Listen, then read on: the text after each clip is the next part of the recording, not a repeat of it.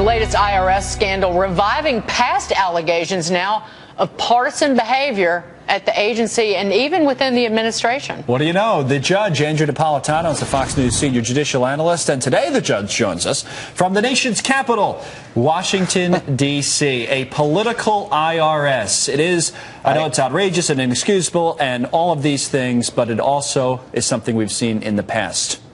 Well, it absolutely is something we've seen in the past. And Colonel Daggett, good morning to you both, and thanks for having me here.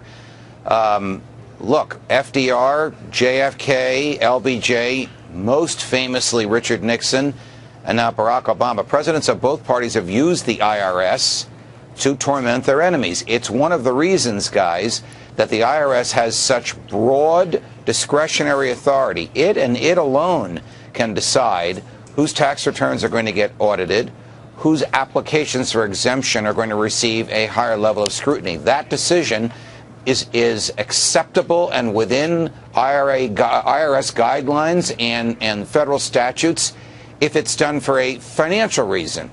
If it's done for a political reason, because the IRS thinks the White House doesn't like the message of the taxpayer, then obviously that's a violation of the Constitution.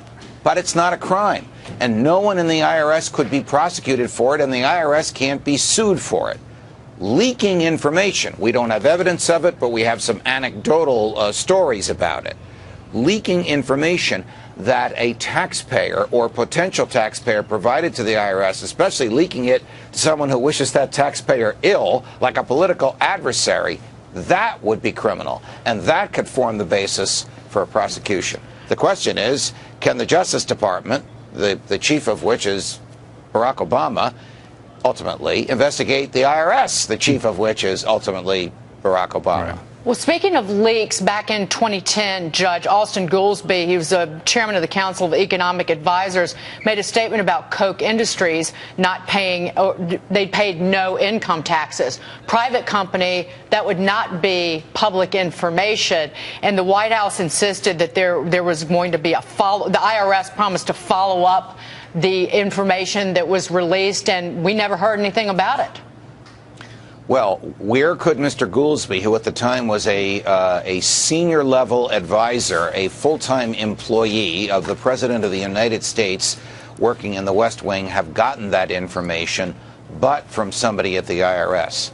So, look, it's pretty clear that you can't investigate yourself. Now, are there honest people in the IRS? Of course there are. Are there people who follow the guidelines in the federal law? Absolutely. I'm going to suggest to you that most of them do.